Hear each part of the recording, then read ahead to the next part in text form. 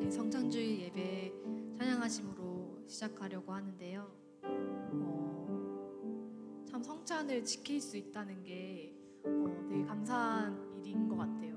매달 하고 있지만 뭔가 몸이 안 좋아서 교회에 못 나올 수도 있고 뭐 직장을 다녀서 못 나올 수도 있고 여러 가지 인간적인 상황들이 굉장히 많은데 그 가운데서도 저희가 이렇게 두 발로 걸어서 이 교회 자리에 와서 하나님께 예배를 드릴 수 있다는 게 참 그것만으로 되게 감사한 일인 것 같아요. 그래서 여러분 오늘 찬양하실 때 감사하는 마음으로 또 예수님의 그 보혈을 기억하시면서 여러분 한 분 한 분을 위해서 흘리신 그 예수님의 보혈을 기억하시면서 찬양하셨으면 좋겠습니다. 다 같이 일어서셔서 찬양하시겠습니다. 박수 치시면서 찬양하시겠습니다.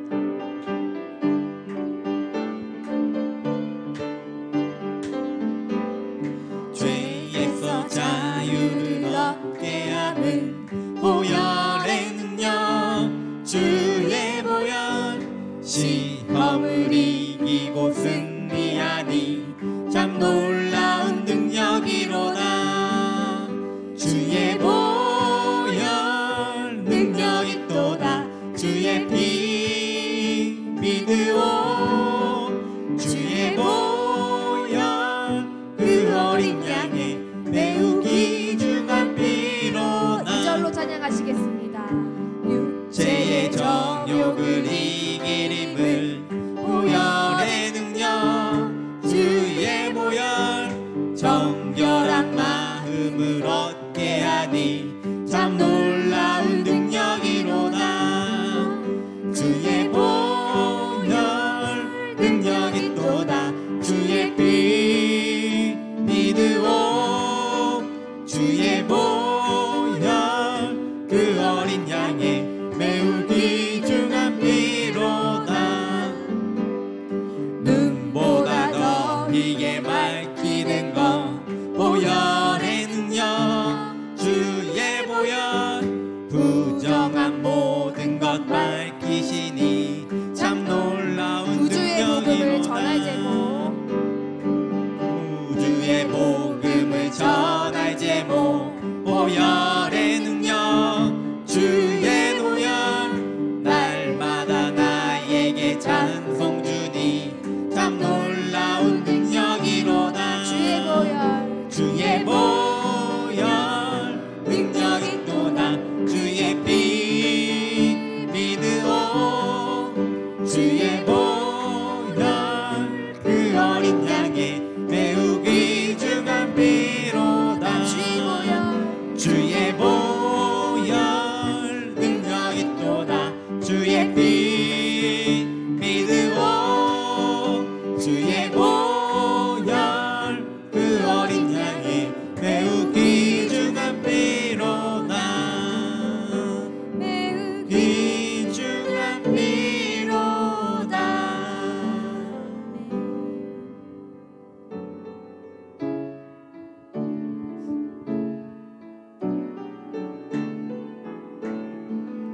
유월절 어린 양의 피로 나의 삶의 문이 열렸네.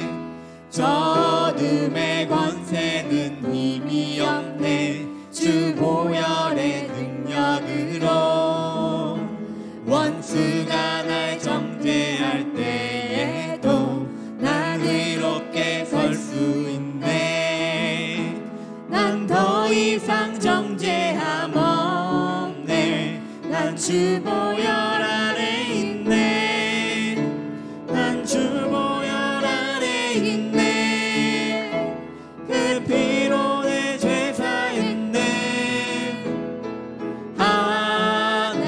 하나님의 긍휼 날 거룩게 하시었네. 난 주 보혈 안에 있네. 난 원수의 어떠한 공격에도 더 이상 넘어지지 않네.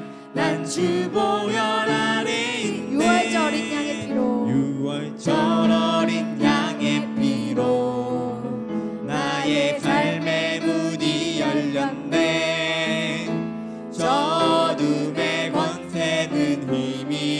있네.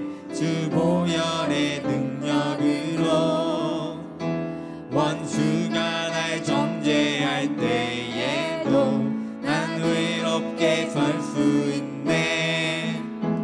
난 더 이상 정죄함 없네. 난 주 보혈 아래 있네. 난 주 보혈 아래 있네.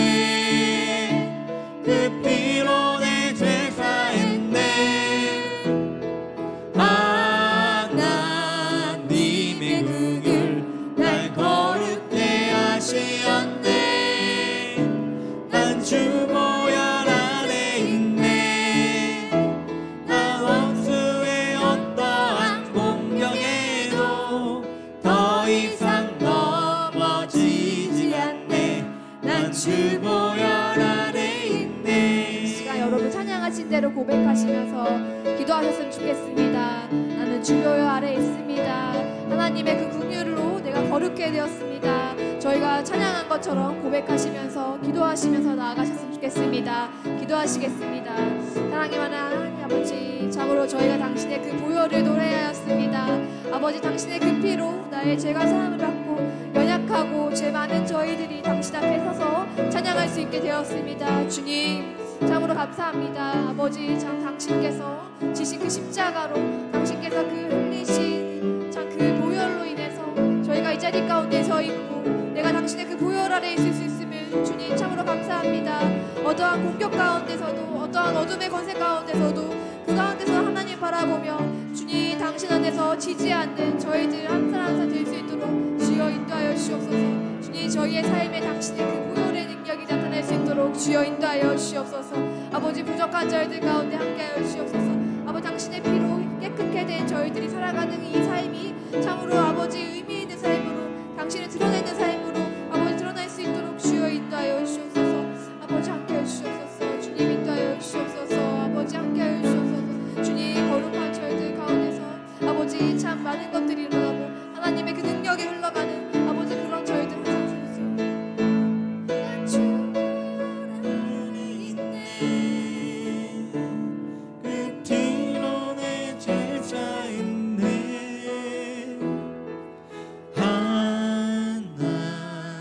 하나님의 긍휼 날 거룩게 하시었네.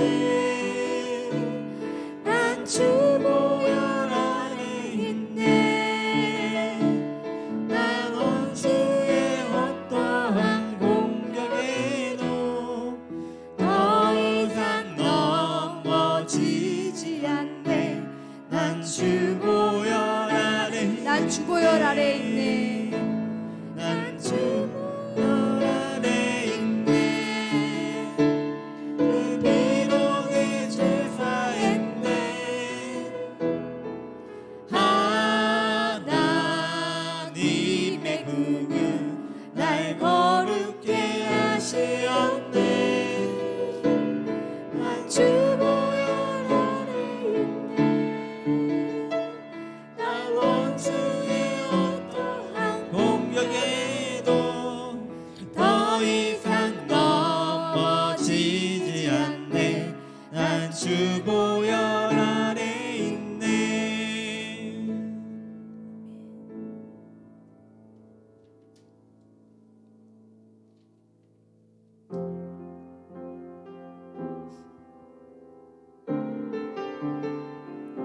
예배 준비하시면서 계속해서 찬양하셨으면 좋겠습니다.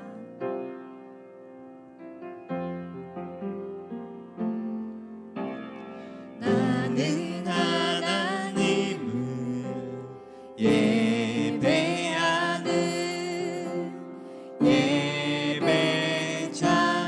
예배자입니다. 내가 서 있는 곳 어디서나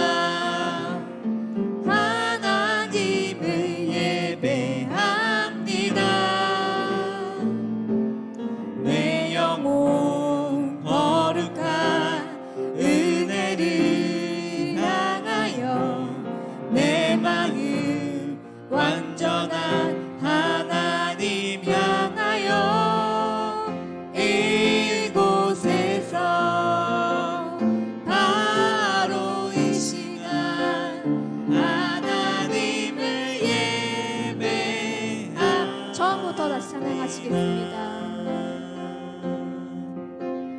나는 하나님을 예배하는 예배자입니다.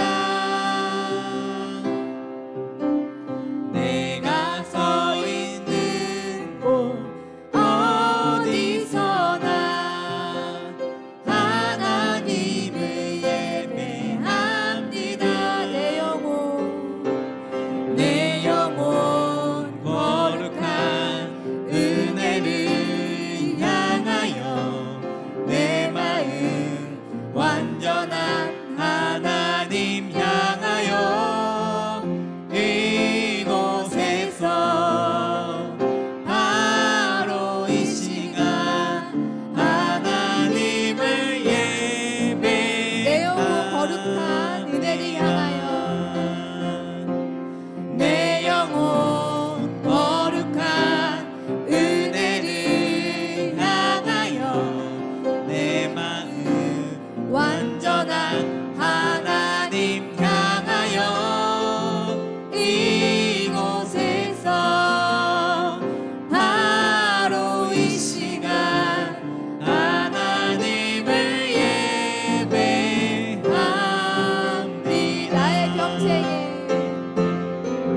나의 평생에 단 한 가지 소원 주의 아름다우심 보며 사랑 노래하는 것 나의 왕 되신 주님의 얼굴 구하며 그 사랑 안에 머물러 사랑 노래합니다.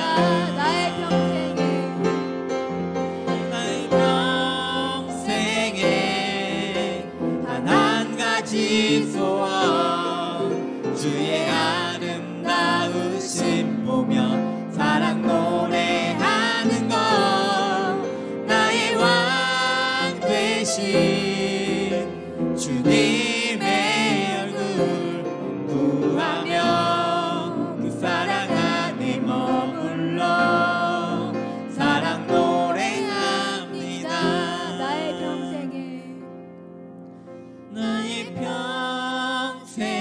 평생에 단 한 가지 소원 주의 아름다우심 보며 사랑 노래하는 것 나의 왕 되신 주님의 얼굴 구하며 그 사랑 안에 머물러 사랑 노래합니다. 나의 평생에 나의 평생에 단 한 가지 소원 주의 아름다우심 보며 사랑 노래하는 것 나의 왕 되신 주님의 얼굴 구하며 그 사랑 안에 머물러 사랑 노래합니다. 예배 준비하시면서 기도하겠습니다. 사랑이 많으신 하나님 아버지, 저희들 한 사람 한 사람, 예배자 된 저희들 한 사람 한 사람 이 자리 가운데 불러주심 참으로 감사합니다.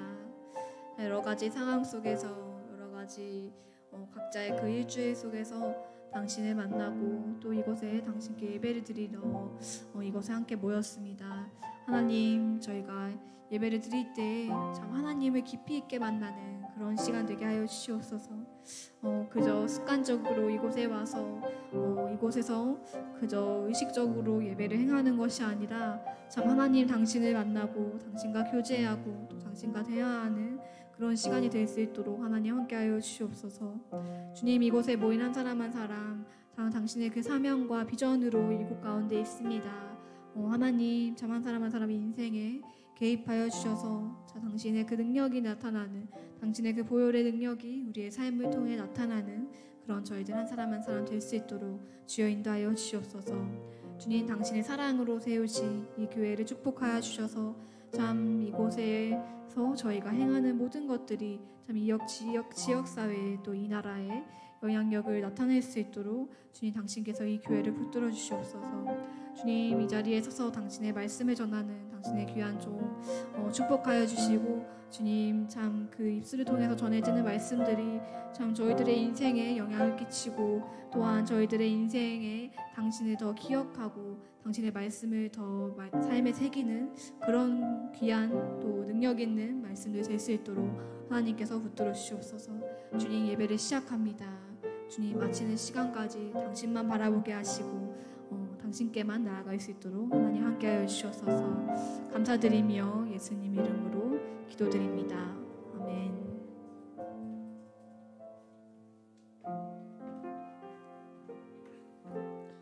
네, 오늘은 성찬 예배로 하나님께 올려드립니다. 성찬식을 통해서 주님과 온전히 하나 되는 거룩한 시간이 되기를 간절히 소망합니다. 먼저 우리의 믿음의 고백을 사도신경을 통해서 주님 앞에 올려드리도록 하겠습니다.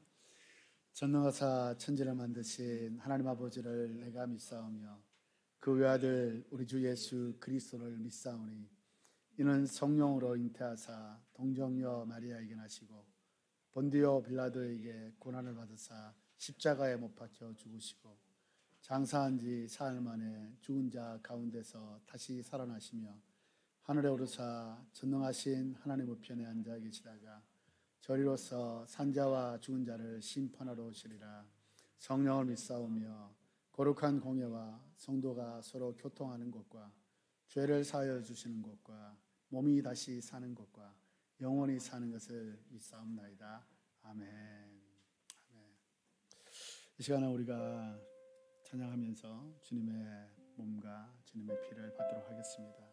먼저 주님께서는 성찬에 우리를 이렇게 초대하고 계십니다.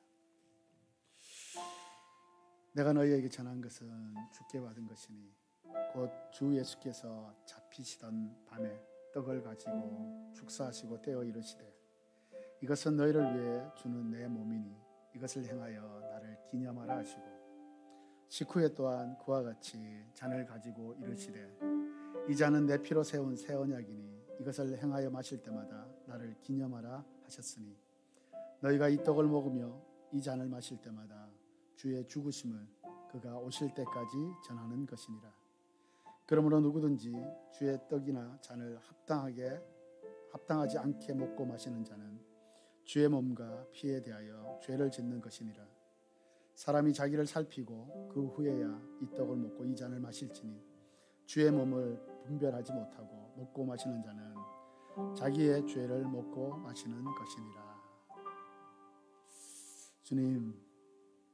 주님의 몸, 주님의 피 먹고 마십니다.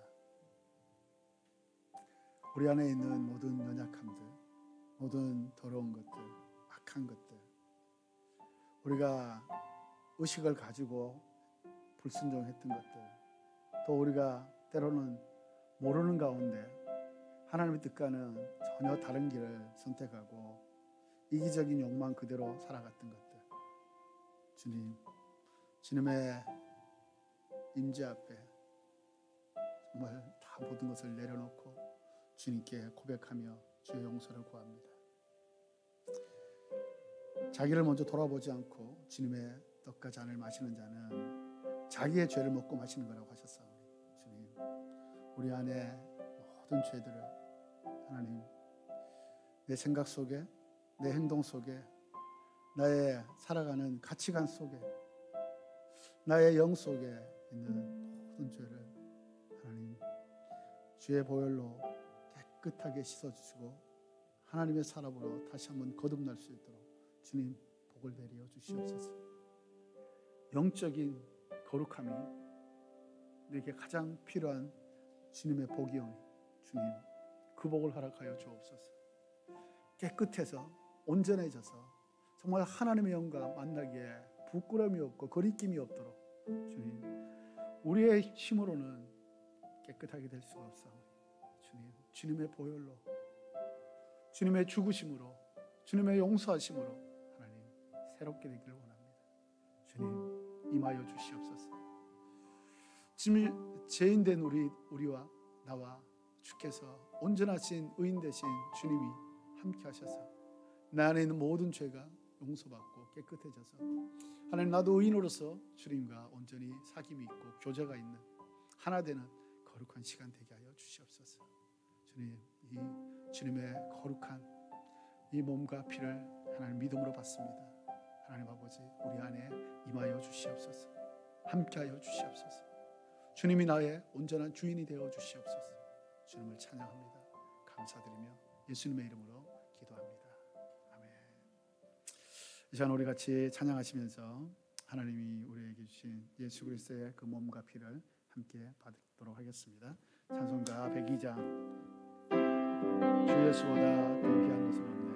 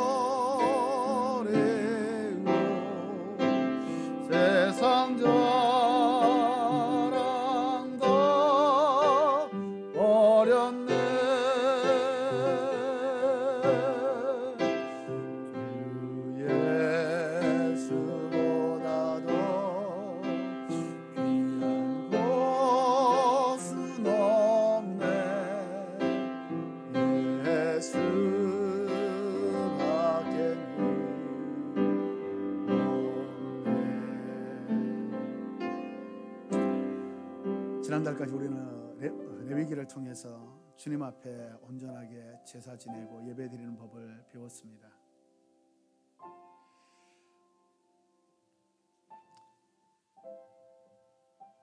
구약의 제사는 나의 죄 대신에 내 죄를 양이나 염소에게, 소에게 그것을 얹혀서 그것을 정가시킴으로 말미암아서 나는 깨끗하게 되었다라고 그렇게 주님께서 인정하셨습니다.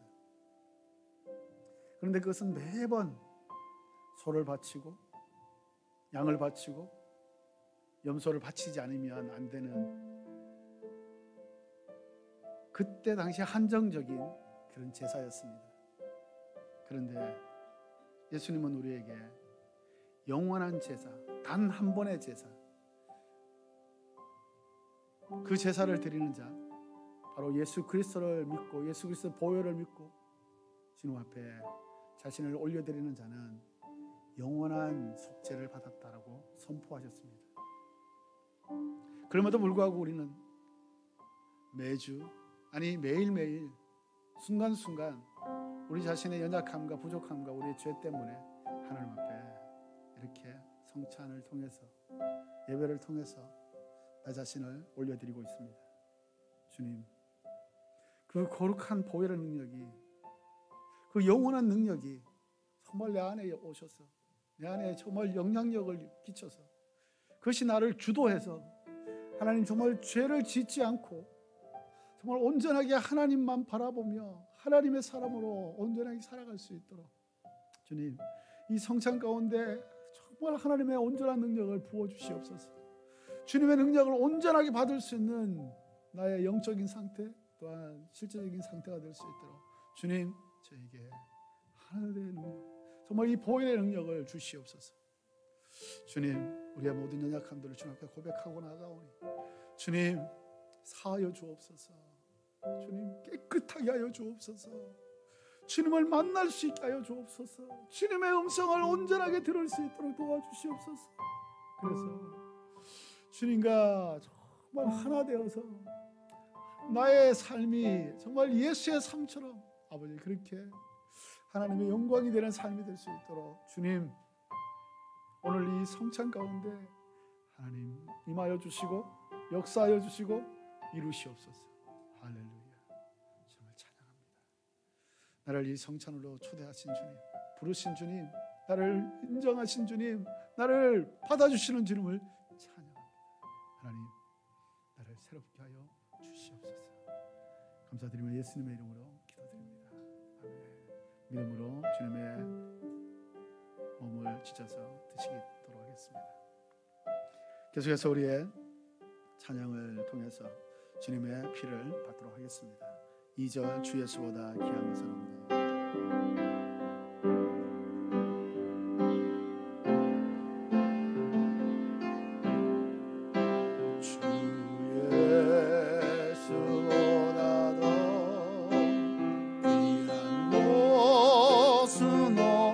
세상 명예와 이 세상 명예와 바꿀 수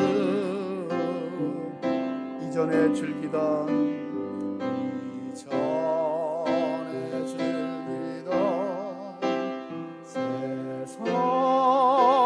일도 주 사랑하는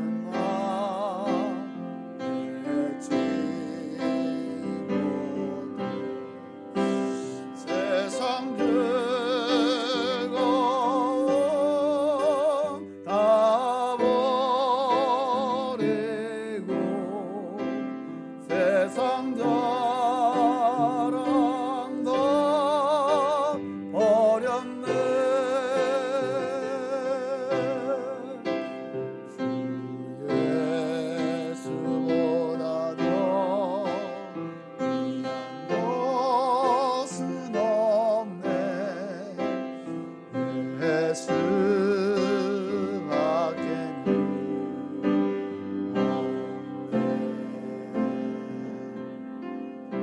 주님의 보혈을 마시면, 주님의 보혈이 내 안에 들어오면 우리는 주님의 피로 바뀌는 것입니다. 물론 그것은 상징적인 표현이죠. 그렇지만 영적인 하나님과 하나 되는 거룩한 시간입니다. 주님 내 안에 오셔서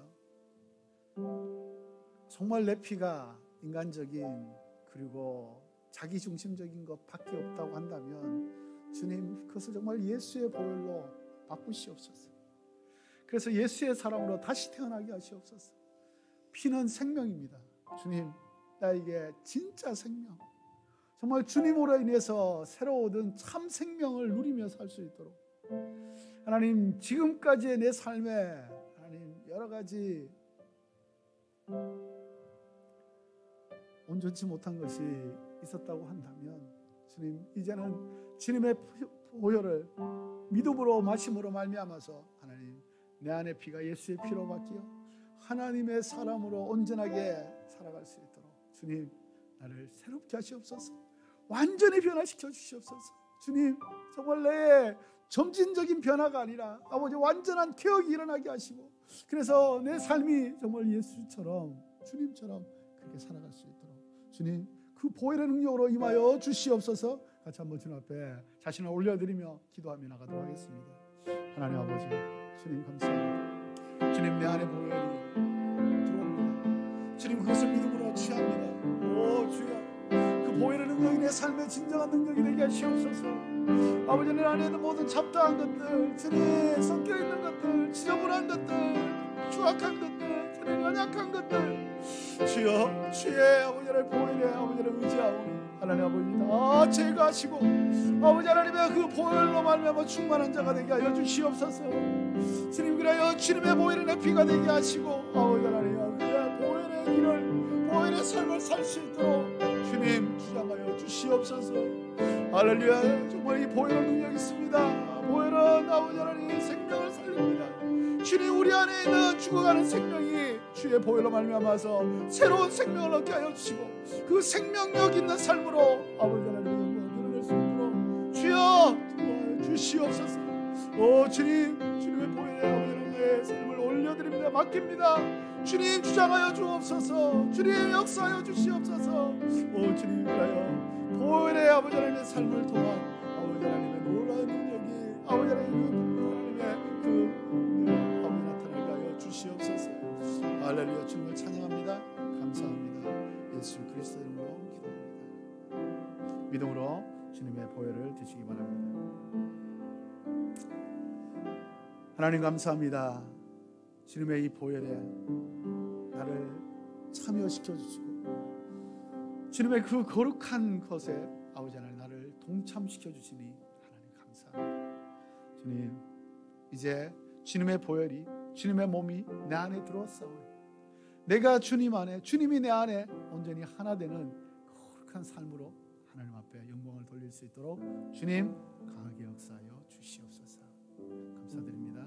예수님의 이름으로 기도드립니다. 아멘.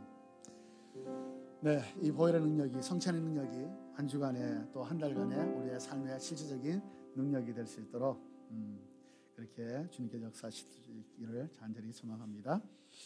네, 이 시간은요 같이 한번 서로 축복하는 시간을 갖도록 하겠습니다. 보혈의 능력으로 우리는 새로워졌습니다. 하나님의 능력이 우리 안에 있습니다. 그것을 함께 나누는 시간을 갖도록 하겠습니다. 당신을 주님으로 축복합니다. 당신의 삶 속에 하나님의 거룩한 은혜가, 그 보혈의 능력이 나타나기를 간절히 축복합니다라고 서로 인사를 좀 해주시면 좋겠습니다. 네, 감사합니다. 축복합니다. 우리 축복합니다. 할렐루야. 우리 뒤에 있는 우리 기훈 형제님 축복합니다. 또 우리 영준 형제님 축복합니다. 희선 자매님 축복합니다. 우리 서진 자매님 축복합니다. 재영 형님 축복합니다. 할렐루야. 감사합니다. 네, 고맙습니다. 오늘 저희 예배에 함께 오신 또 두 분을 축복하기를 원합니다.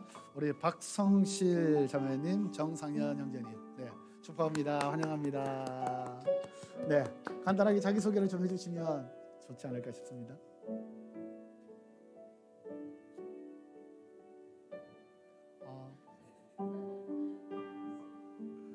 여행 오셨습니까? 단기로. 그러시구나. 지금 사시는 곳은 한국이시고.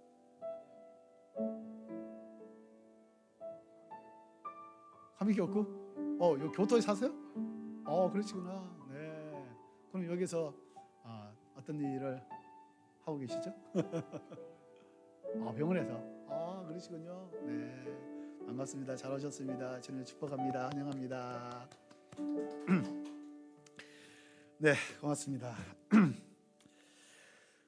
네, 교회 뉴스 잠깐 말씀을 좀 드리도록 하겠습니다. 주보를 좀 참조해 주시면 감사하겠고요.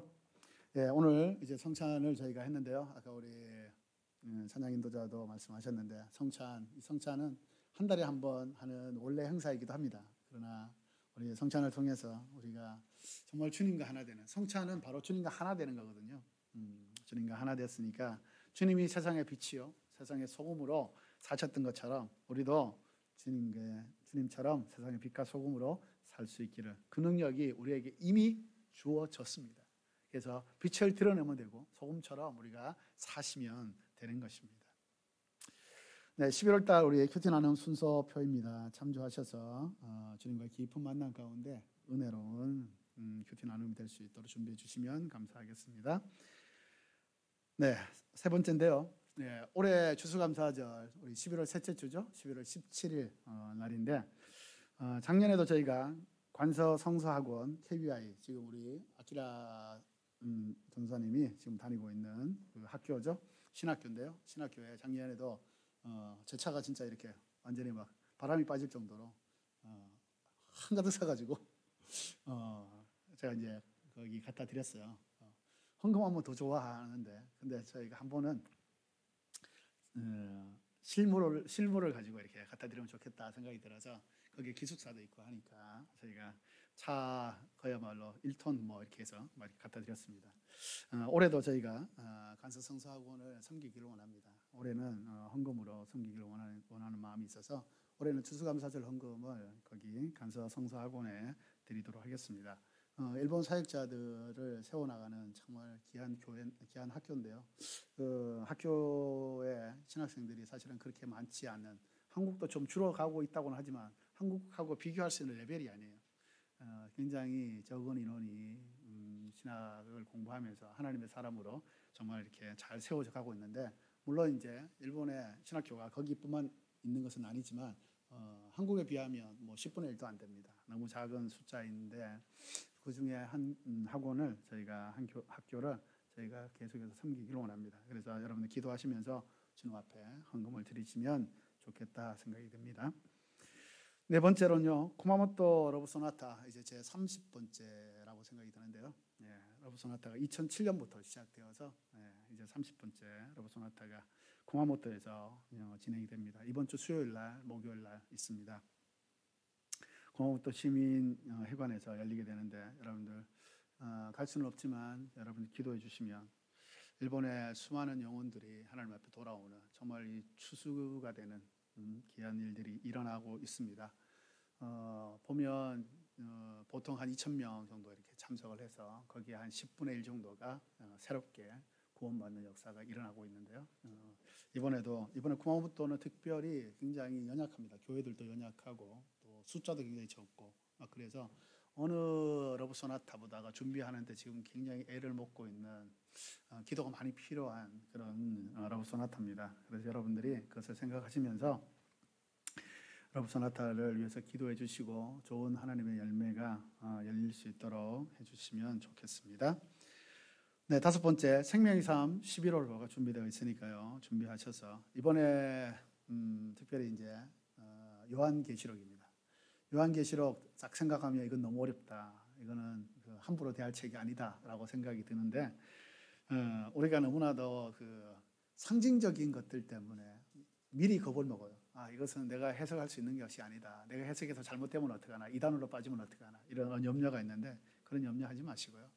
하나님께서 우리 특별히 어렵기 때문에 레위기도 마찬가지였죠. 신앙생활을 15년, 16년 했던 분도 레위기를 처음 읽었다라고 하는 분도 계세요. 굉장히 어렵죠, 혼자 하기는. 그렇기 때문에 큐티를 통해서 해설도 있고 묵상 에세이도 있고 해서 참 묵상하기가 좋게 이렇게 되어 있습니다. 그래서 이번에 요한계시록도 참 해설이 잘 되어 있어서 우리가 요한계시록을 잘 이해할 수 있도록 이번 달, 다음 달 그렇게 되어 있으니까요. 준비하셔서 함께 큐티하면서 하나님의 임재 가운데 나아갈 수 있도록 하시면 좋겠습니다. 네, 성경 통독 멈추지 마시고 계속해서 해주시고 내년부터는 저희가 이렇게 통독하지 않고 올해까지만 이렇게 통독하고 내년에는 이제 한 권 한 권 예를 들면 창세기면 창세기를 한 달 동안 또 출애굽기 한 달 동안 집중적으로 우리가 함께 묵상하고 또 서로 나누고 서로 그것을 가지고 토론하고 또 서로 거기서 은혜를 받는 그런 말씀 읽기로 가려고 합니다. 그래서 올해까지 이렇게 하니까 여러분들이 잘 성경을 잘 읽어주시면 좋겠습니다. 요즘 드라마 성경도 있고 일본어 드라마 성경도 있고 하니까 성경은 정말 편리한 시대가 되었습니다. 성경을 항상 가까이 해서 말씀을 묵상할 수 있기를 바랍니다.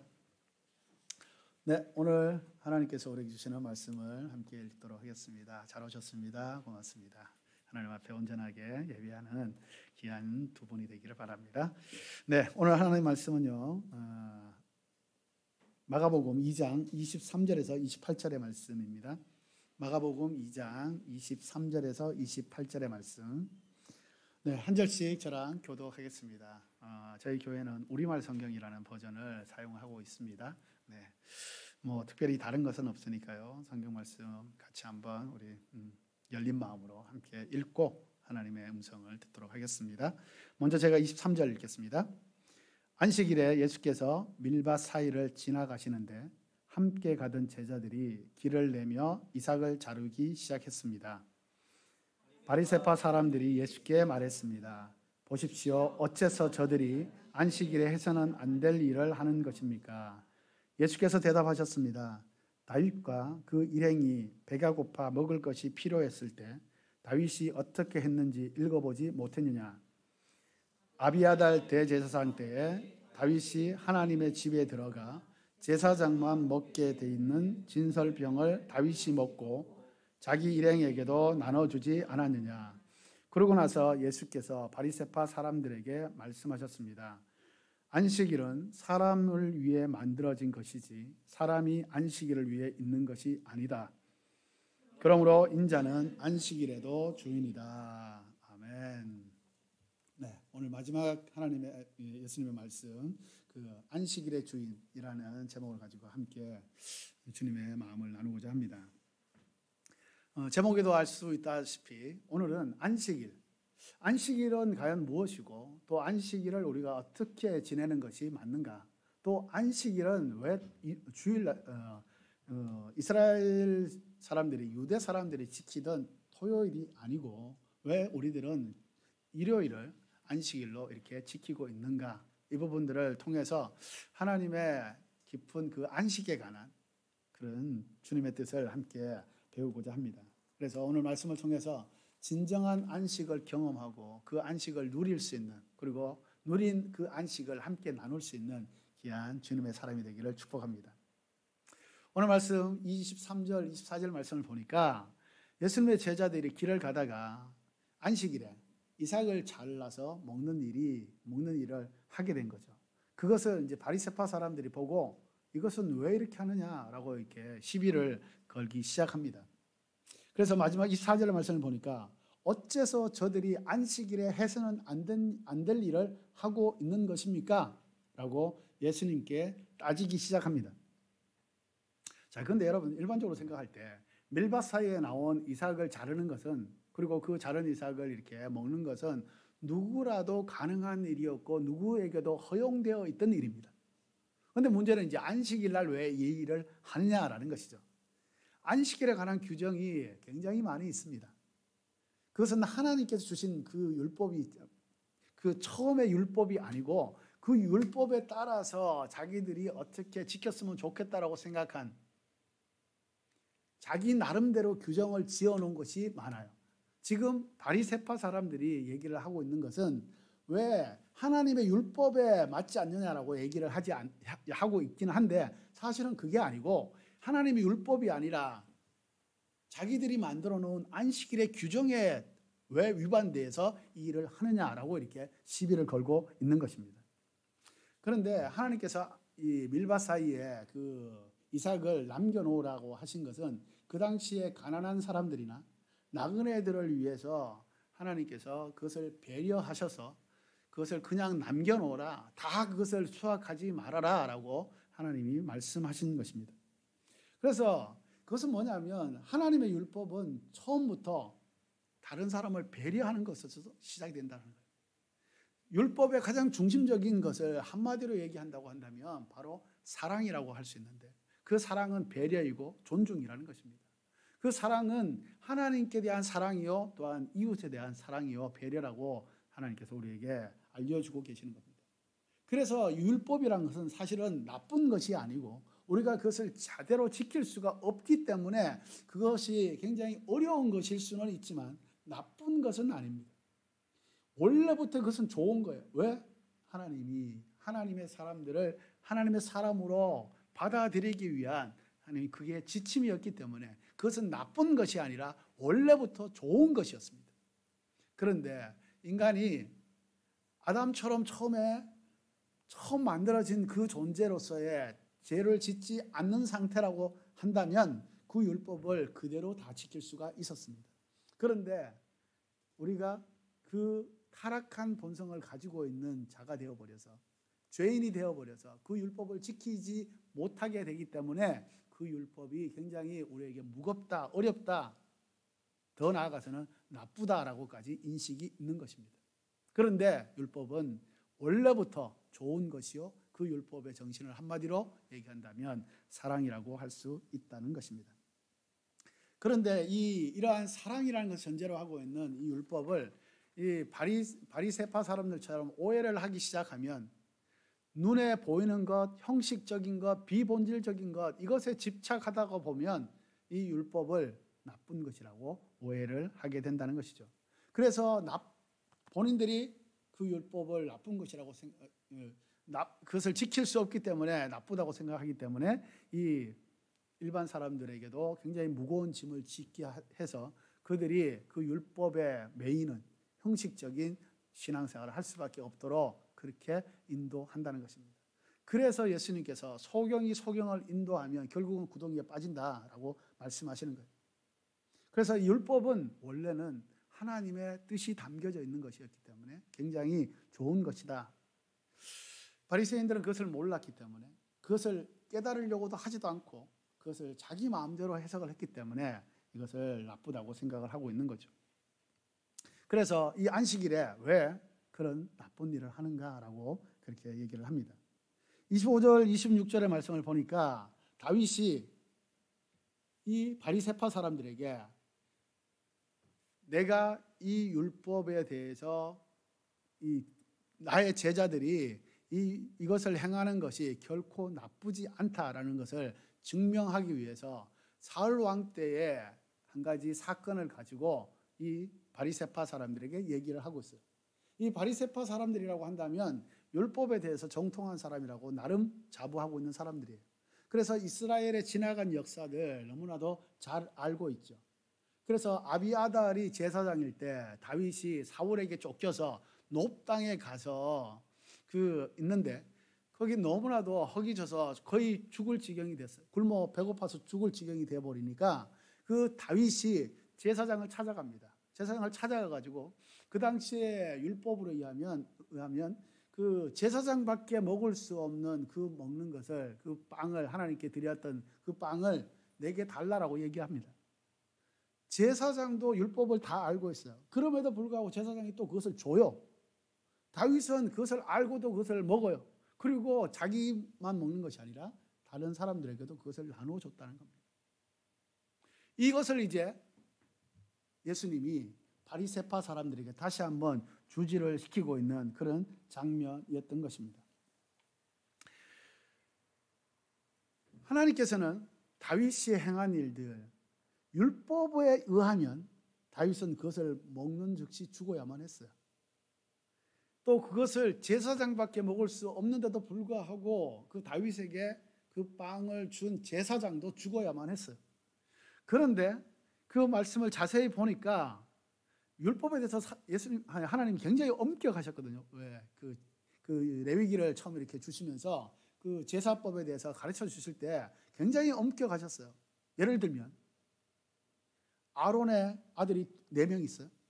근데 아론의 아들 맏아들과 둘째 아들이 바로 제사장으로서의 그 위임을 받고 난 이후에 하나님 앞에 제사를 드리러 갑니다.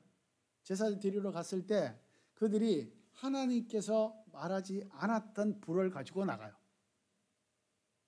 그 원인에 대해서는 여러 가지 이유가 있는데 말씀을 보면 거기에 술이 취했다. 술 취하지 말라는 것이 뒤따라 연이어서 나옵니다.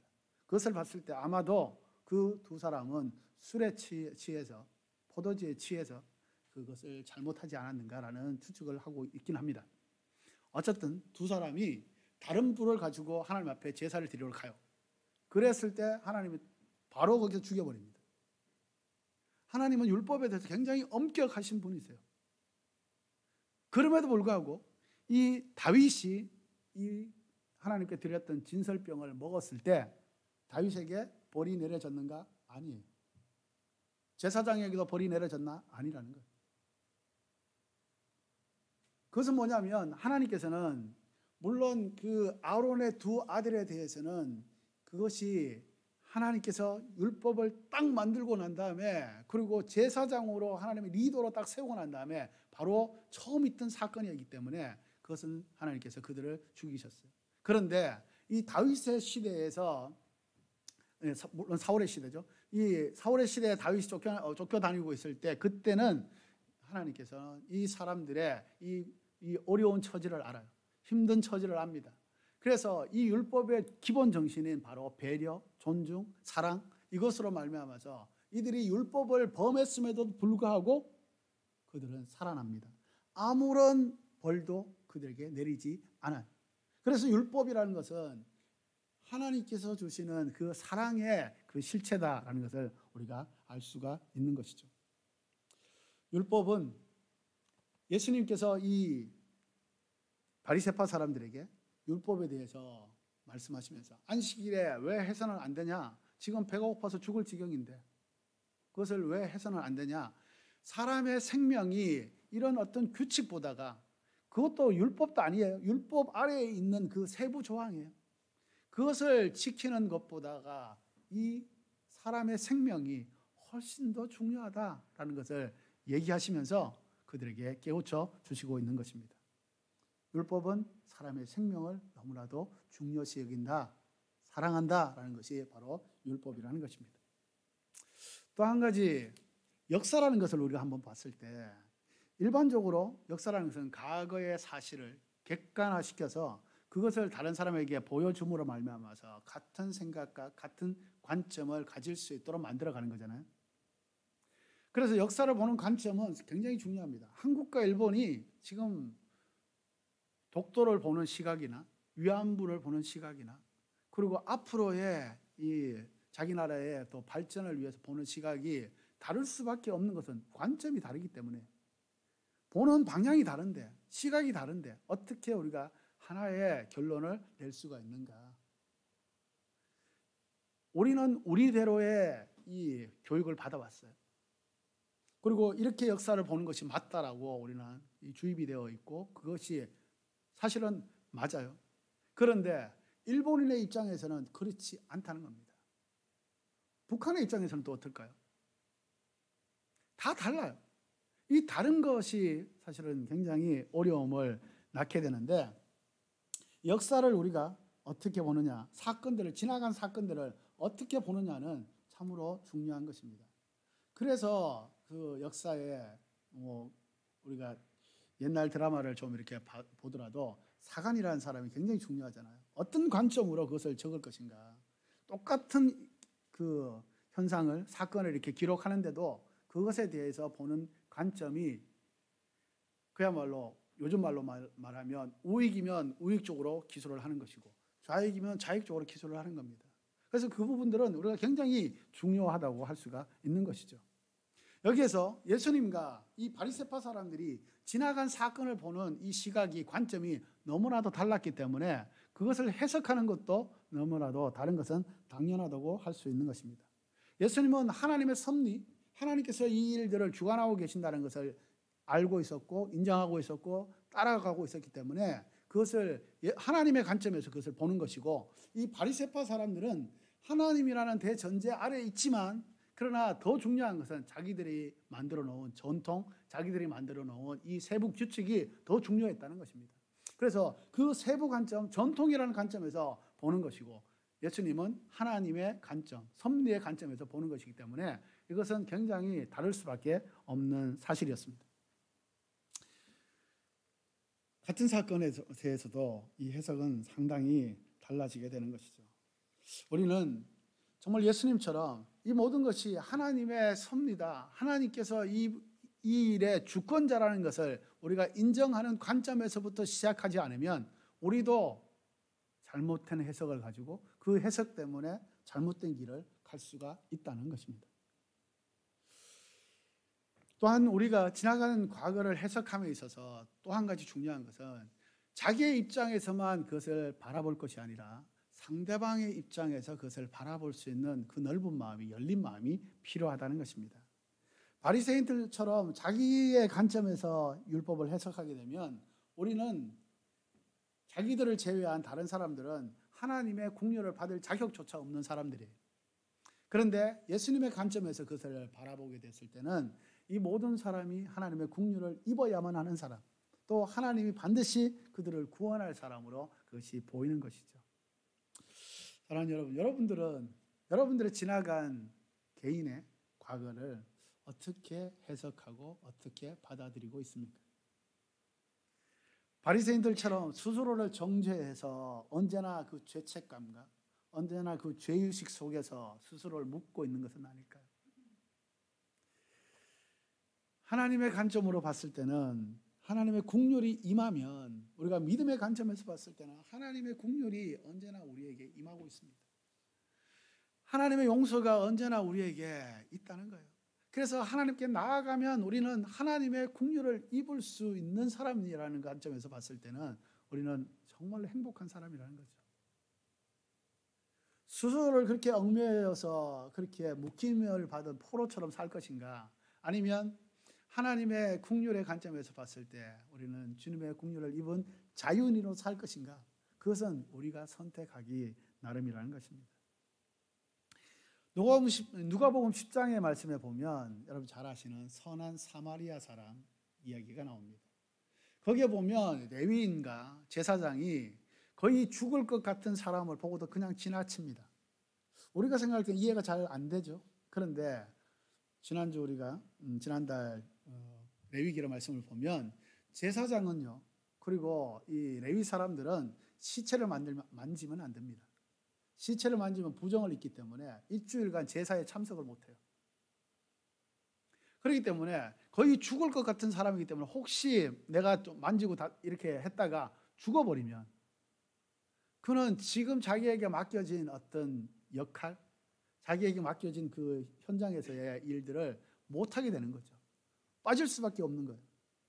그래서 어떤 면에 봤을 때는 그 레위인과 제사장은 율법에 충실했다고도 할 수가 있어요. 율법을 잘 몰랐거나 그랬으면 이렇게 도와주는 것이 당연하다고 생각되지만 율법을 조금이라도 알고 있기 때문에 오히려 만지기가, 도와주기가 어려웠다는 것입니다. 율법에 충실했다고 할 수, 인간적인 면에서 봤을 때는. 그런데 예수님은 결코 그 레위인과 제사장을 칭찬하지 않았습니다. 예수님께서 원하시는 것은 비록 율법의 한 부분을 위반하는 일이 있어도 또 그것으로 인해 가지고 물리적으로 또한 그 물질적으로 시간적으로 손해를 입게 되는 일이 있다고 해도 율법의 가장 근본적이고 가장 중요한 정신은 이웃에 대한 사랑, 배려이기 때문에 그것을 생각하고 하나님 앞에 온전하게 진짜 예배를 드리는 사람이었다고 한다면 그 율법에 걸리는 것이 있더라도 그 사람을 도와주고 살려주는 것이 바로 율법을 제대로 지키는 사람이다라고 하셨던 거죠. 하나님은 율법 이전부터 계셨던 분이에요. 율법도 율법이지만 율법 이전부터 계셨던 분이기 때문에 그 하나님의 존재 자체가 바로 사랑이라는 것을 생각할 때 우리는 율법을 지키기 위해서 내가 이렇게 했다라고 하기보다는 율법의 가장 기본적이고 근본적인 정신인 이 사랑을 함께 나누는 이 삶의 모습이 있다고 한다면 우리는 율법을 세세하게 다 못 지킨다고 해도 우리는 하나님의 율법을 온전하게 완성시킨 사람이다라고 하나님 앞에 인정을 받는다는 것입니다. 그래서 사도 바울은 우리에게 너무나도 유명한 이 사랑장 고린도전서 13장을 통해서 우리에게 사랑이 없으면 라고 말씀하시면서 사랑의 중요성을 아주 강조하고 있습니다. 이 말씀을 보면 사실은 사랑 이외에 우리가 이게 있었으면 좋겠다라고 생각하는 것이 너무 많아요.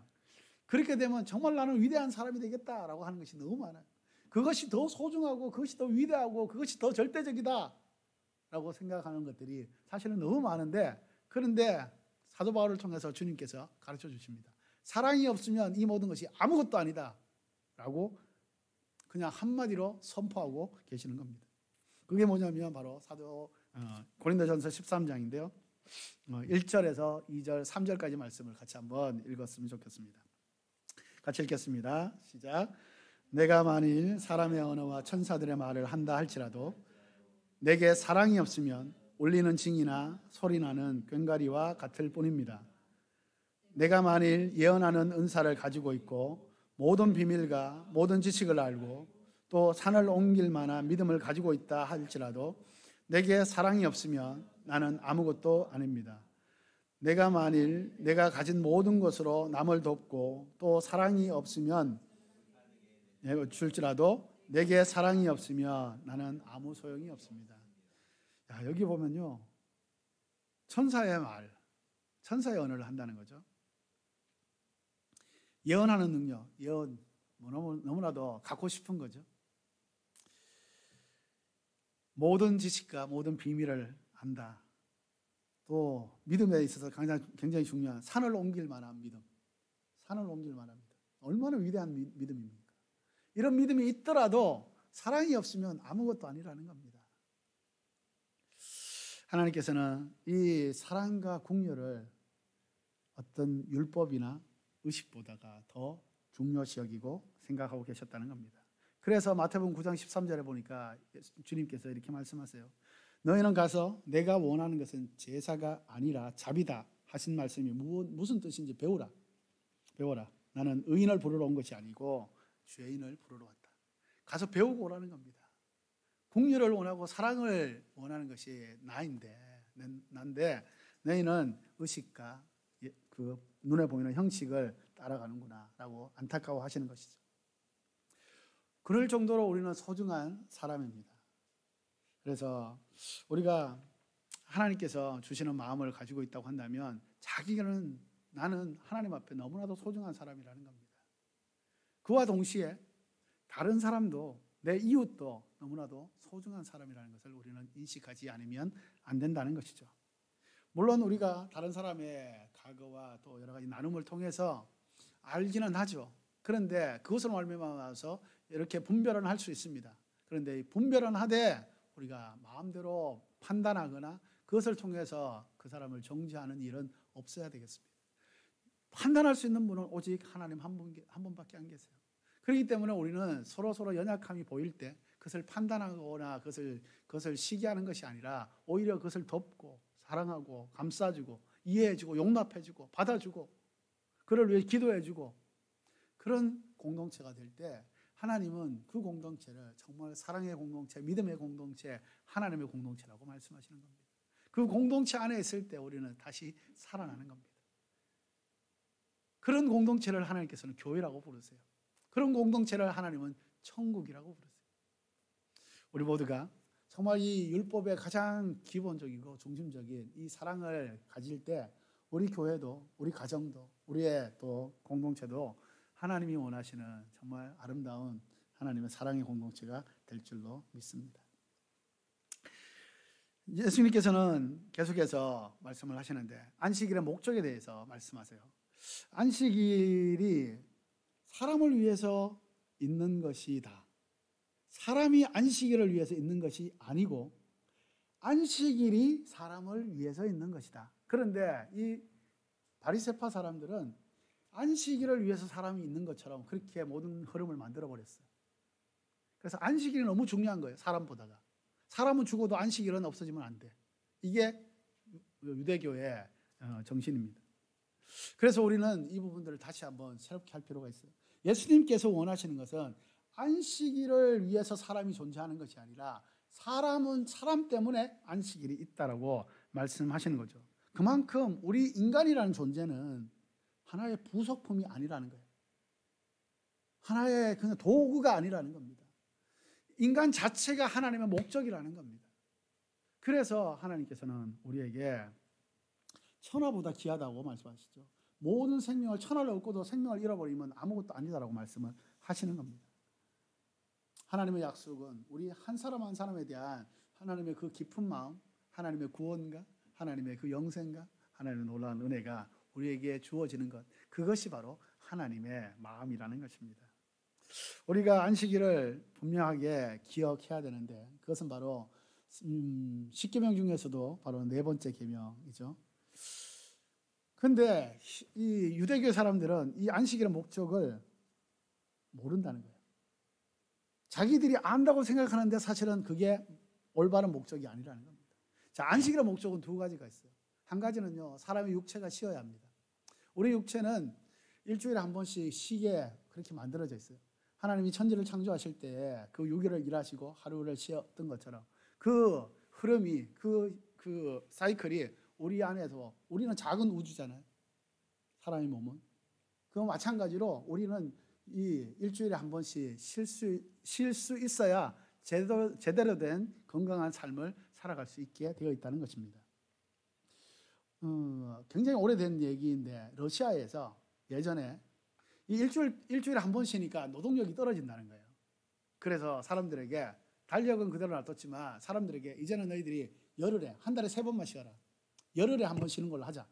그렇게 해서 이 모든 이제 산업체의 그 규정을 바꿔버렸어요. 그랬는데 바로 바꿨어요. 뭐 한 달, 2달 채 안 돼가지고 바로 바꿨어요. 왜 그렇게 다시 바꾸게 됐느냐?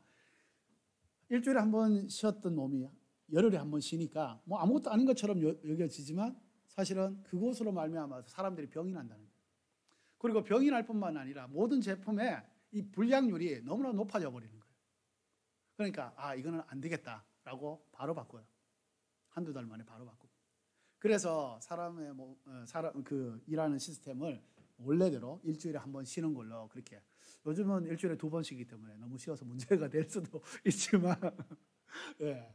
어쨌든 사람은 그렇게 쉴 수 있도록 그렇게 하나님 만드셨다는 겁니다. 사람에게는 그게 필요하다는 겁니다. 그리고 또 안식일을 제정하신 주님의 목적이 또 한 가지가 있는데 더 중요한 목적, 그것은 바로 예배 때문에 그렇습니다. 사람은 예배를 드려야 되는 존재라는 것입니다.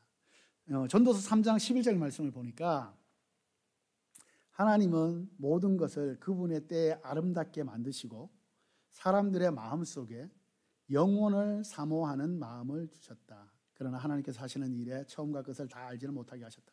여기에 보니까 사람의 마음속에 영원을 사모하는 마음, 이것을 가지고 다른 말로 하면 종교심이라고 얘기를 합니다.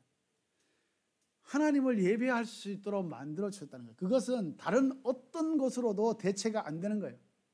오직 하나님을 예배할 때만이 그 공간이 채워진다는 겁니다. 하나님께서 우리를 만드실 때 하나님과 교제하도록 만드셨어요. 그 교제가 끊어짐으로 말미암아서 우리는 하나님과의 그 풍성한 은혜를 경험하지 못하고 자기에게 있는 그 남아있는 그 조그만한 그냥 간당간당한 그 은혜 아닌 은혜로 살아가려고 발버둥 치고 있는 것입니다. 그러니까 삶이 날마다 버거운 거예요. 내 힘으로 살아가려고 하니까 너무 버거운 거예요. 그런데 하나님이 주시는 이 풍성함이 그대로 내게 흘러온다고 한다면 나는 그렇게 버겁게 인생을 살아가지 않는다는 겁니다. 하나님이 주시는 그 삶을 정말 누려가면서 살아갈 수 있게 된다는 것이죠. 그러려면 하나님과 이게 연결이 돼야 돼요. 이 통로가 연결이 돼야, 관이 연결이 돼야 위에서부터 내려오는 것이 내게도 임하는 거죠. 그런데 그것이 끊어져 버리면 내게 하나님의 은혜가 도달하지 않는다는 거예요. 그 끈을 이어주는 것이 바로 예배라는 것입니다. 하나님과의 교제라는 것입니다. 하나님과의 만남이라는 것입니다. 그래서 이 예배는 우리에게 있어서 절대적인 것입니다. 예배가 없으면 살아있는 것처럼 보이지만 살아있는 것이 아닙니다. 죽어있는 상태, 시체와 다름없는 상태라는 겁니다. 그러므로 이 예배는 우리에게 있어서 생명수예요. 예배를 통해서만이 우리는 하나님과 하나가 될 수가 있어요. 하나님의 은혜를 받을 수가 있다는 것입니다. 그래서 예배는 어떤 것과도 타협이 되지 않은, 타협할 수 없는 절대적인 것이라고 할 수가 있는 것입니다. 그런데 우리가 예배를 드릴 때 한 가지 또 오해가 있을 수가 있는데, 그것은 뭐냐면 예배를 꼭 여기에서 지금 이 자리에서 이 시간에 드려야 하는가? 물론 하나님은 어디에나 계십니다. 중요한 것은 형식이나 장소나 시간이 아니라 우리의 마음을 하나님께 온전하게 드리는 것, 그것이 절대적인 것이죠. 그래서 아플 때, 힘들 때 다른 곳에서 예배할 수 있어요. 그렇지만 그때 진짜 내가 온 마음을 들여서 변명하지, 어떤 주변의 상황이나 사람을 인해서 변명하지 않고 온전히 주님만을 바라보면서 이것이 나의 최상의 예배라고 그렇게 자신할 수 있는가? 하나님 앞에 그 부분만은 떳떳하게 주님 앞에 나갈 수 있는가? 그렇게 된다고 한다면 하나님 그 예배를 어디에서든지 어떤 상태에서든지 받으십니다. 우리가 한 가지 또 생각해야 될 것은, 우리가 예배를 드린다고 해서 만약에 그것이 주일이라고 생각을 합시다. 그런데 그날 결혼식이 있어. 그날 장례식이 있어. 요즘은 이제 한국 같은 경우에는 새벽에도 예배가 있고 1부부터 8부까지 오늘의 교회 같은 경우에도 밤 9시에 예배 드리는 예배도 있어. 그렇기 때문에 예배를 뭐 골라가면서 이렇게 드릴 수도 있는 것이지만, 그런데 그럴 수 없는 상황에 있을 때 그러면 어떻게 하면 좋겠는가? 나는 예배 드려야 되기 때문에 나는 못 가. 예전에 우리 믿음의 조상들은 굉장히 단호했던, 그걸 가지고 이제 근본주의자들이라고 얘기를 하는데, 그랬던 분들은 절대 주일 성수를 목숨처럼 지켰습니다. 그렇죠? 그래서 다른 곳에 가서 예배하지도 않고 꼭 그 자기 본교에서 그 시간에 꼭 예배를 드린다. 그래서 다른 모든 인간관계를 다 끊어버린. 물론 그런 것도 어떤 때는 필요하겠죠. 그것으로 말미암아 또 신앙이 또 잘 또 전수된 것도 있습니다. 그런데 지금의 우리의 현대적인 사회에 그것을 적용해 본다고 한다면 우리는 어떻게 해야 되는가? 예배드리기 때문에 못 가라고 한다고 한다면 그것이 과연 덕이 될까? 그것이 과연 예수님의 이름을 높이는 것이 될까? 안 될 수 있죠. 안 될 수 있습니다. 그렇기 때문에 그때는 그곳에 가는 거예요. 결혼식에 또 장례식에 가서 그곳에서 함께 하는 겁니다. 근데 문제는 그것을 당연시 여겨서 나는 뭐 그게 있으니까 당연히 나는 예배 못 가, 교회 못 가 라고 그냥 그것을 포기하거나 그렇게 정하지 말고 그냥 하나님 앞에서 그럼 내가 어떻게 해야 되겠습니까? 요즘은 정말 좋은 게 있잖아요. 진짜 그 인터넷을 통해서, 유튜브 통해서 충분히 예배할 수 있어요. 정말 그렇게 될 수 없는 상황, 내가 이 예배를 지킬 수 없는, 이 자리에서 이곳에서 예배를 지킬 수 없는 상황이라면 정말 유튜브를 통해서라도, 그것도 안 되면 성경책 하나라도 들고 가서, 성경책도 안 된다고 한다면 정말 그 자리에서 마음을 다해서 하나님을 바라보는 거죠. 그런 예배자가 된다고 한다면 하나님께서는 그 예배를 어찌 안 받으시겠습니까? 하나님께서는 놀라운 하나님의 그 성령으로 축복해 주시는 거예요. 진짜 우리의 마음을 드리는 예배가 있다고 한다면 하나님은 우리에게 정말 하나님의 그 처음의 그 안식을 우리에게 허락해 주시는 것입니다. 또 한 가지 우리가 생각해 봐야 될 것은, 유대교에서는 토요일 날 예배를 드렸잖아요. 그런데 지금은 왜 우리가 일요일 날 예배를 드리는가? 물론 창조의 이 안식도 굉장히 중요합니다. 그런데 우리에게 더 중요한 것은 뭐냐면 바로 구원의 안식입니다.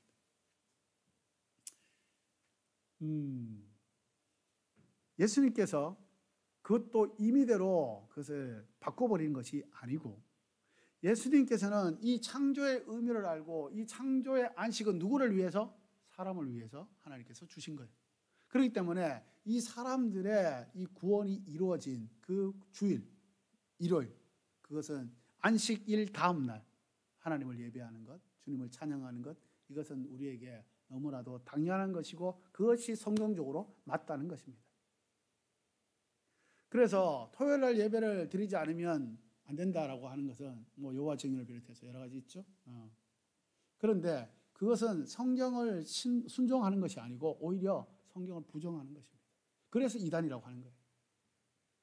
우리는 하나님께서 우리를 위해서 구원을 완성하신 그 십자가와 부활이 있는 그 주일을 하나님 앞에 온전하게 예배드리는 곳입니다. 물론 로마의 그 역사를 이렇게 보면 태양의 날 그래가지고 그것이 우리가 지금 지키는 일요일이 됐다라고 얘기하는 사람들도 있어요. 그것도 뭐 근거가 전혀 없는 것은 아닙니다. 그러나 우리가 하나님 앞에 일요일을 예배의 날로 삼아서 안식일로 주님 앞에 드리고 있는 것은 그것을 따르는 게 아니고, 우리는 바로 우리의 구원이 이루어진 완성하신 십자가와 부활이 있는 그 주일을 하나님 앞에 기념하며 감사하며 하나님께 드리고 있기 때문에 우리가 일요일 날 예배 드리는 것은 너무나도 성경적이고 하나님이 기뻐하시는 것이다 라고 할 수가 있다라는 것입니다. 사랑하는 여러분, 하나님께서는 우리에게 안식을 주시기를 원하세요. 우리의 모든 사역의 모든 인생의 끝은 사실은 무엇인가? 안식이라는 겁니다. 그것을 어떻게 알 수 있느냐? 하나님이 이 천지 만물을 다 지으시고 난 다음에 6일까지 우리 인간까지 지으시고 난 다음에 마지막 7일째 뭘 하셨어요? 안식하셨어요. 그래서 우리의 인생의 사실 최종적인 고울은 뭐냐? 바로 안식이라는 것입니다. 이 안식을 우리는 어떤 율법이나 어떤 규율이나 어떤 규정에 매여서 그것을 지키지 않으면 안 된다라고 하는 그런 발버둥이 아니라 그 안식을 허락하신 주님의 그 마음 가운데 우리가 머물러 있다고 한다면 우리는 날마다 하나님 주시는 깊은 안식을 맛보면서 살아갈 수가 있다는 겁니다. 그것은 바로 주님이 내 안에, 내가 주님 안에 거하는 거예요. 내가 주님의 말씀 안에 거하고 주님의 은혜 안에 거할 때 우리에게는 진정한 안식이 허락되고 그 진정한 안식이 안식일로서의 주일날 주님 앞에 예배드림을 통해서 우리는 그것을 마음껏 누릴 수 있고 그 마음껏 누리는 그 안식이 우리의 평일의 삶을 통해서 온전하게 드러나서 우리를 만나는 모든 자들이, 우리를 보는 모든 자들이 저들은 참으로 하나님 주시는 평강 가운데 거하는 사람이다. 어떤 일이 있어도 흔들리지 않고 어떤 일이 있어도 좌우로 빠지지 않고 하나님이 주시는 그 인생을 저렇게 정말 가치 있고 보람 있게 살아가고 있는구나라는 것을 알게 된다는 것입니다. 사랑하는 여러분, 여러분의 삶에 하나님이 주시는 진정한 안식, 그 안식은 바로 하나님의 사랑으로부터 시작되었고 그 안식은 주님을 예배하는 예배자의 모습 속에서 이루어지면서 그 안식을 통해서 우리의 삶에 진정한 안식의 능력이 온전하게 드러나게 된다는 것을 명심하시고 하나님 안에 늘 거하시는, 늘 주님을 예배하는 거룩한 주님의 자녀가 되기를 축복합니다.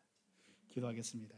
하나님 감사합니다. 오늘 말씀 가운데 주께서 주신 이 깊은 안식, 하나님 이 안식을 우리의 육신의 안식뿐만 아니라 영의 안식까지 마다 또한 우리의 모든 삶의 안식까지 온전하게 누리면서 그것을 전하는 저희들 되게 하여 주시옵소서.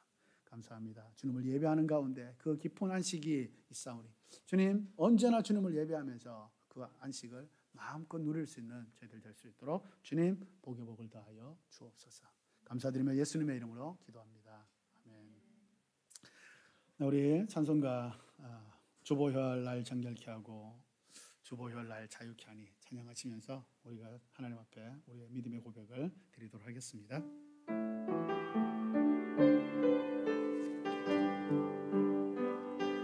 주보혈 날 정결케 하고 주보혈 날 자유케 하니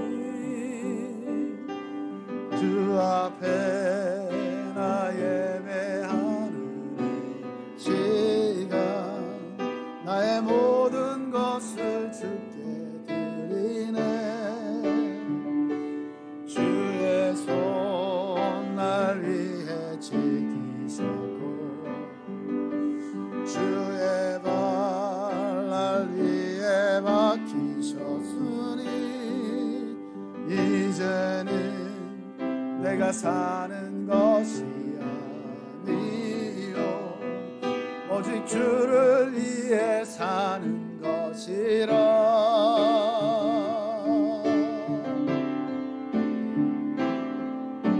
주의 손에 나의 손을 포개고 또 주의 발에 나의 발을 포개요. 나 주와 함께 죽고 또 주와 함께 살리라. 영원토록 주 위에 살리라. 주의 손에 나의 손을 포개고 또 주의 발에 나의 발을 포개요. 나 주와 함께 죽고 또 주와 함께 살리라. 영원토록 주 위에 살리라. 주 위에 살리라. 우리 그 자리에 같이 일어서서 함께 기도하겠습니다. 하나님 감사합니다. 하나님 앞에 드립니다. 원래 내 것이 아니었던 것이 있기 때문에 하나님 주님을 향한 사랑으로 주님 앞에 드립니다. 하나님 받아주시옵소서. 이것을 통해서 하나님의 선한 역사가 일어나게 하시옵소서. 정말 삶의 모든 부분 가운데 하나님의 영광이 드러나는 곳에 주님 교회와 우리 한 사람 한 사람을 사용하여 주시고 기름 부어 주시옵소서. 주님, 우리들 살아가는 인생 하루하루가 정말 하나님과 동행하는 임마누엘 주님과 동행하는 정말 귀한 하루하루가 되게 하여 주옵소서. 그냥 일주일이 그냥 아무 생각 없이 지내는 것이 아니라 정말 하루하루 주님과 동행함으로 말미암아서 오는 그 기쁨과 그 평안함과 그 안정감과 하나님 주시는 그 감사로 통해서 아버지 하나님 주님을 마음껏 누리게 하시고 또 주님과 함께 있음으로 말미암은 그 능력이 자연스럽게 하나님 많은 사람들에게 전해지고 나타날 수 있도록 주님 우리에게 주의 영으로 가득 부어주시옵소서. 하나님 우리가 필요한 것은 하나님 눈에 보이는 이 돈이나 하나님 정말 사람이 아닙니다. 정말 주의 영이 필요하고 주님이 필요합니다. 주님 우리에게 더욱더 깊이 더욱더 충만하게 더욱더 완전하게 임하여 주시고 다스려 주시옵소서. 그래서 하나님이 나를 통해서 살아가는 인생이 되게 하셔서 하나님 나의 인생이 결코 작거나 연약하거나 그것이 비굴한 인생이 아니라 하나님의 영광을 드러내는 당당한 인생이 되게 하시고 아버지 그것을 통해서 하나님의 나라를 이 땅 가운데 세워나갈 수 있는 거룩한 주님의 자녀 되게 하여 주옵소서. 할렐루야. 주님을 찬양합니다. 주님 우리를 받으시옵소서. 우리를 받으시옵소서. 우리를 받으시옵소서. 하나님의 영광을 위해서 하나님의 놀라운 은혜로 우리에게 임하시고 세우시고 나타나시옵소서. 할렐루야. 감사합니다. 이제는 우리 주 예수 그리스도의 은혜와 하나님 아버지의 무한하신 사랑과 성령님이 교통하시고 위로하시고 축복하심이 오늘 하나님 앞에 전심으로 예배하고 하나님을 사랑하고 주님과 동행하기를 소망하며 주님의 아버지 예배자로 온전히 서기를 소망하는 귀한 한 사람 한 사람 가운데 그의 삶의 영역 가운데 가족들 위해 그가 하는 모든 하나님 향한 선한 역사 위에 주님이 사랑하시는 이 땅과 한국 땅과 저 북한 땅과 저 이스라엘 위에 온 열방 위에 지금부터 영원토록 함께하기를 간절히 축원하옵나이다. 아멘.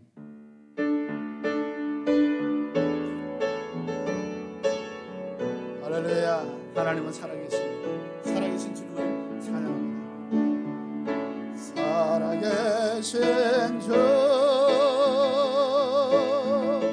나의 참된 소망 걱정 근심 전혀 없네. 사랑해 주네 갈 길 인도하니 내 모든 삶의 기쁨 늘 충만하네. 할렐루야. 살아계신 하나님께 영광의 박수를 드립니다. 아멘. 할렐루야. 감사합니다. 네, 한 주간도 주님과 동행하시는 귀한 하루하루 되기를 축복합니다. 아멘. 감사합니다.